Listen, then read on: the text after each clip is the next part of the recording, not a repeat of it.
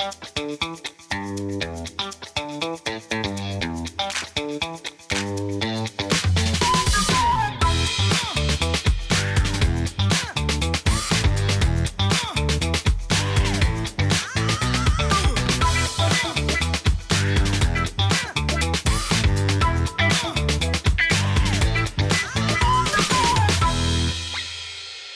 my name is Detlev Breyer. I'm the founder of Premium IOL Düsseldorf in Germany. And I have the great pleasure today to talk with Florian Kretz. And he will introduce himself now in short to talk about the Detlev family. We both are big fans and implanting those IOLs now for 14 years, I guess. Thank you, Detlev. I'm Florian Kretz from Germany. I'm the founder and owner of Precise Vision in Germany. And yeah, we're implanting those IOLs for a long time, and we have published a lot of data about it, why those IOLs are beneficial for our patients.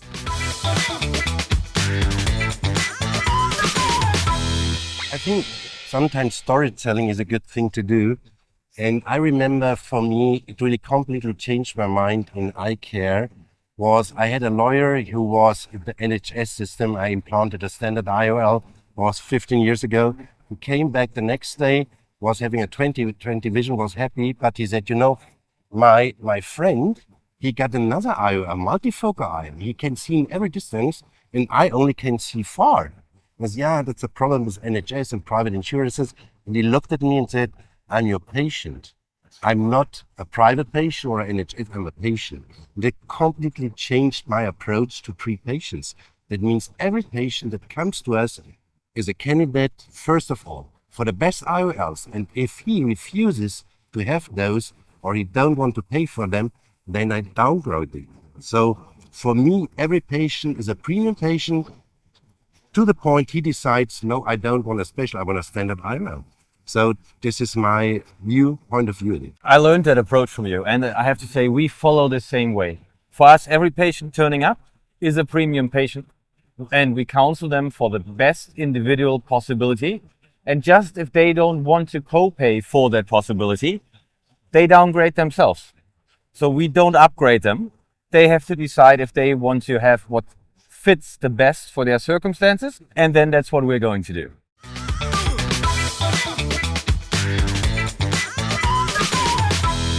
I'm talking about the social exclusion criteria. You're about the medical, that's fine? Yeah, that's good. Okay.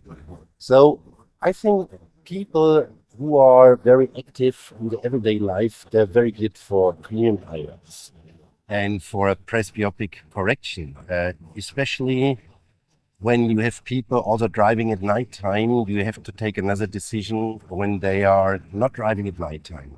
So I think the lifestyle and really learning to know the patient before surgery, what are his needs, what are their lifestyles is very important.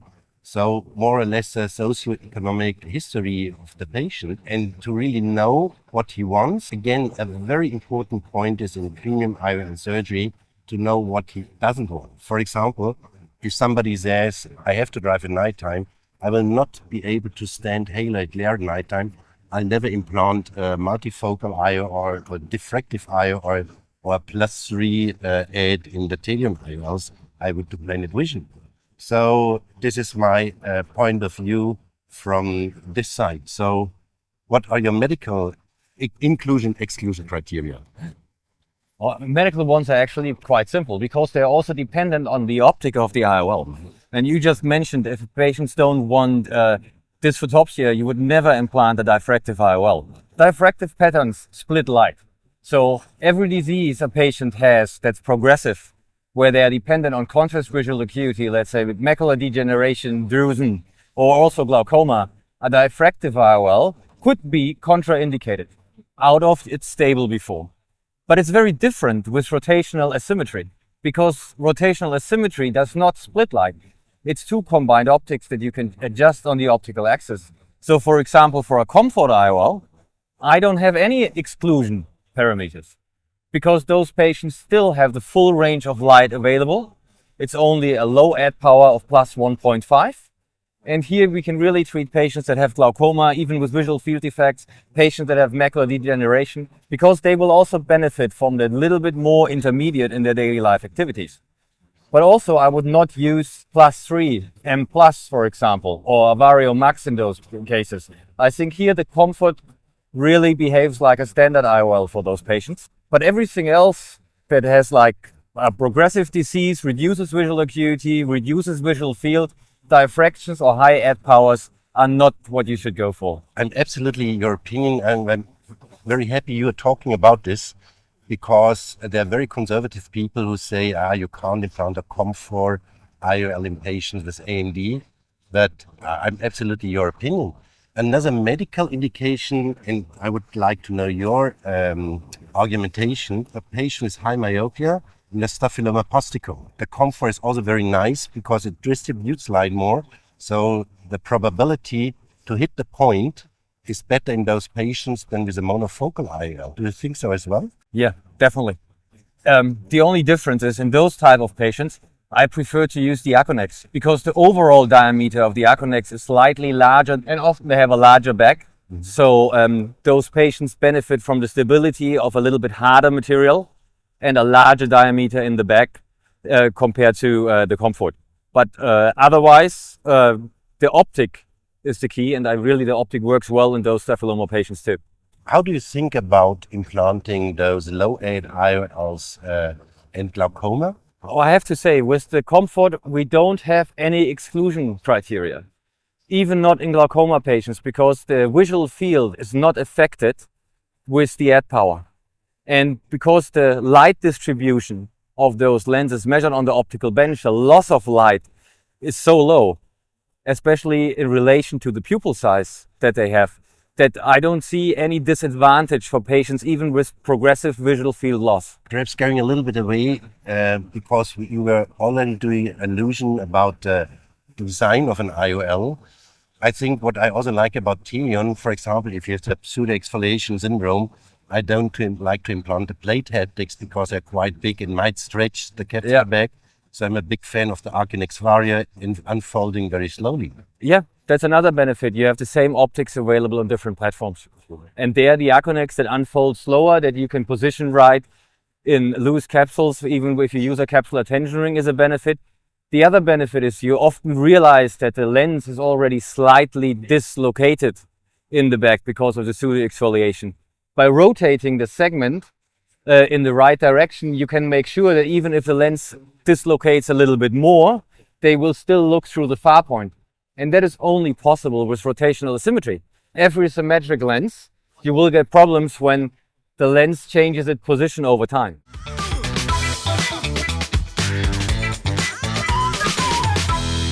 The workflow and the examinations before surgery in premium IOL is clearly, I think, that you have to, at least every available machine you have in your private practice. Why is it?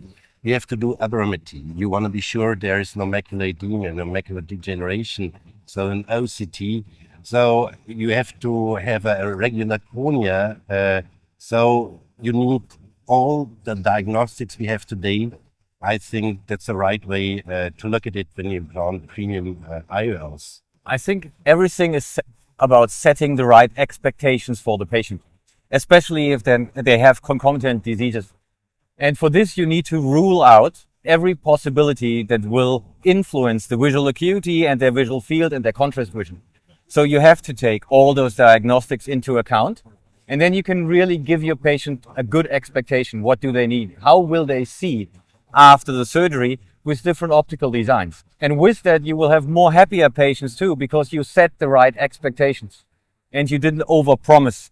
If you leave out an OCT scan and you miss changes in the macula or you miss changes in the visual field, you might set the wrong expectations for those patients. And those are the ones that come back and they annoy you for the rest of your life, saying, oh, I'm unhappy with my vision.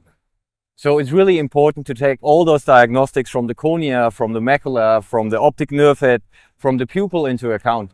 And even a patient that has a bad corneal values, you can still use a comfort in those because the base profile is aberration neutral.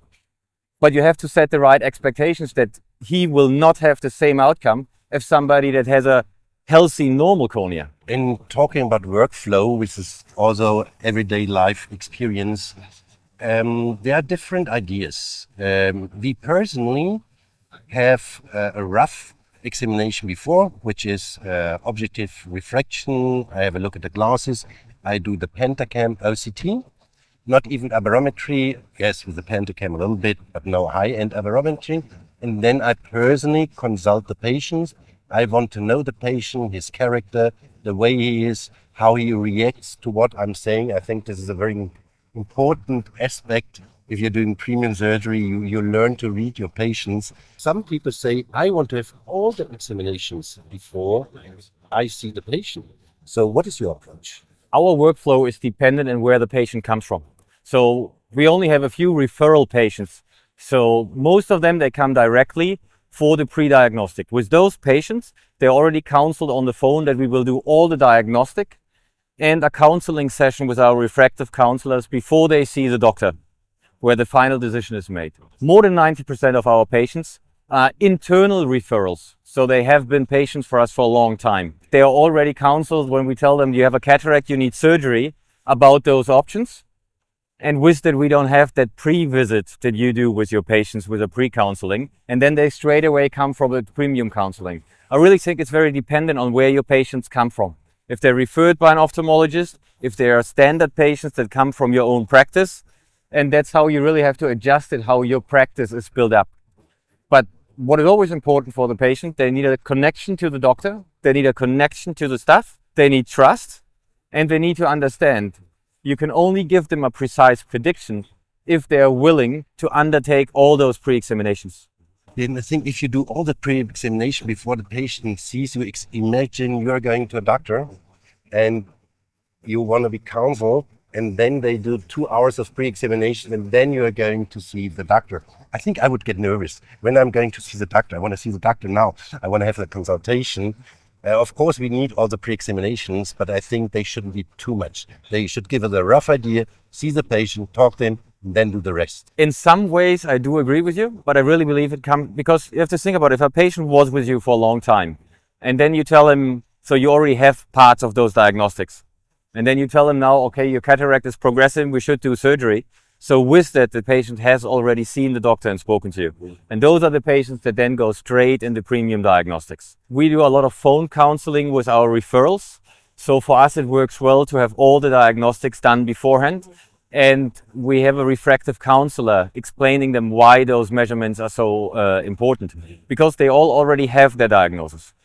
It's very different if a patient comes in on their own.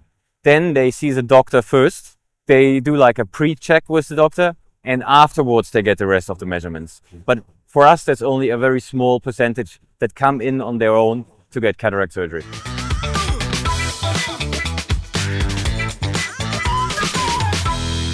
So you want to know about the entry drug. I think the entry drug, the best is the comfort IOL, because it's the smoothest way. The patient nearly has nothing to lose. You offer him more than a monofocal IOL, but he doesn't have disadvantages. So I think a good step is starting with ametropic vision with a comfort IOL. They can see far, like the PC, they can't read. Then you start with checking the dominant, non-dominant eye, and target refraction on the non-dominant eye minus 7.5. So you have a mini mono vision, which sometimes gives them even the ability to read a little bit like that further away. And step 3 would be that you implant the full blended vision, which is in the far dominant eye 0 or ametropia, near dominant minus 1.5, called the Detlev formula as we invented it 15 years ago. And this allows the patient even to read a book. I myself have the Detlev formula concept, the optical concept. I can read a book, I can see everything. And there's an old prejudice. You lose your binocular vision or stereo acuity. That's absolute nonsense. Everything is for me 3-dimensional. Also here, I don't have any problems. But the truth is, it takes 1 to 3 months time to get used to this different eyes. I can only fully agree. The comfort is the perfect starting point because you don't have any disadvantages compared to a monofocal. But for surgeons that still only do standard monofocal IOLs in all their cases, because we are doctors, so we have an obligation to give the best medical care to our patients. And it doesn't matter if that care is covered by an insurance system or not. The patient needs to know that that care is available. It's an obligation that we have, and it's something that we agreed on by becoming a doctor.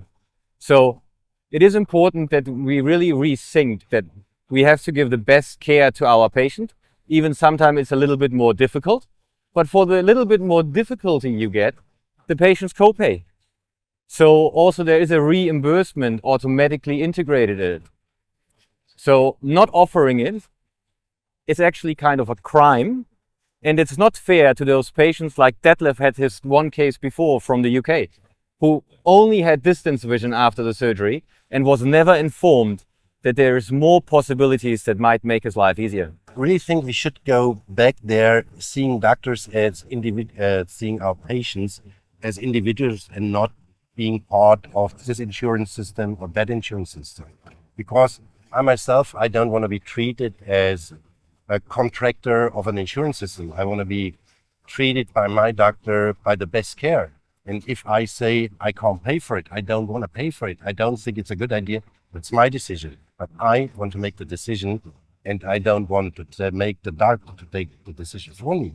I have twice a week, I do have patients who come to see me and said, I've been at another doctor, they did surgery, and now I can only see far. So sometimes we put an add-on IOL on it, or we do a presbyopia correction with an excimer laser. Coming now to another point, I think when you make the step into cataract refractive surgery, into an individual approach to take care of a patient, you more or less also have to be a refractive surgeon. That means at least being able to implant add-on IOLs, best having an excimer laser and a femtosecond laser.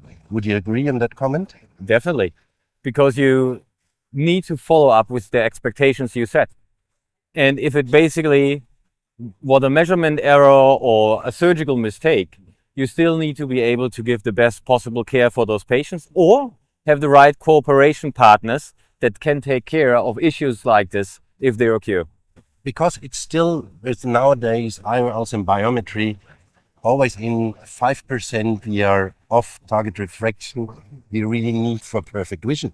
So from 100 patients, 5 need touch-up surgery at the end to be happy patients. So what we do, we tell our patients up front, if you're one of the 5 out of 100, you will have to have touch-up surgery, and that's part of the deal after 3 months. Are you doing the same? Yeah. We just tell them the statistics, and we tell them there's measurement errors, there's manufacturing errors, there can always be something, and but it's fixable. Mm-hmm. And if it needs to be fixed, we will fix it. And I think, and that's a real message to other doctors, just inform your patient before surgery that he doesn't think after surgery, if his vision is not perfect, that it's your mistake. No, it's not your mistake. It's biometry, and we're not better off yet. We'll get better and better. But not being perfect in 5 of 100 just means that's nowadays scientific, up-to-date medicine and surgery. Good. So thank you very much. Danke dir, Detlev. Thank you very much.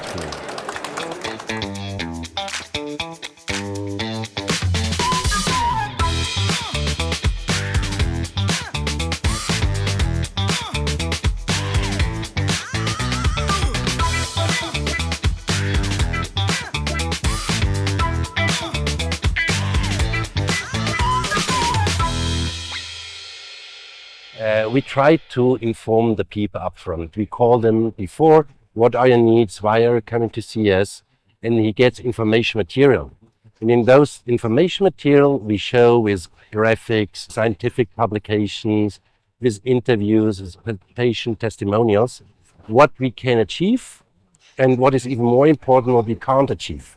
Because everybody wants everything, but that's not possible, especially when we talk about presbyopia correction.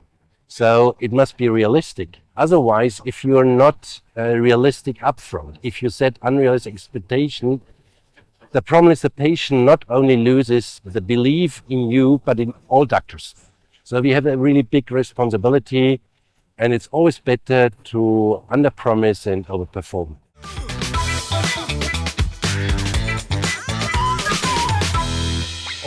We try to treat every patient for their individual needs. So we do a lot of surveys with the patients. We ask them a lot of questions regarding their life circumstances, their work circumstances, what they do in their private life, to really try to find the perfect match for those patients. We offer everything, even if the insurance does not cover it, to those patients, to give them the best individual care.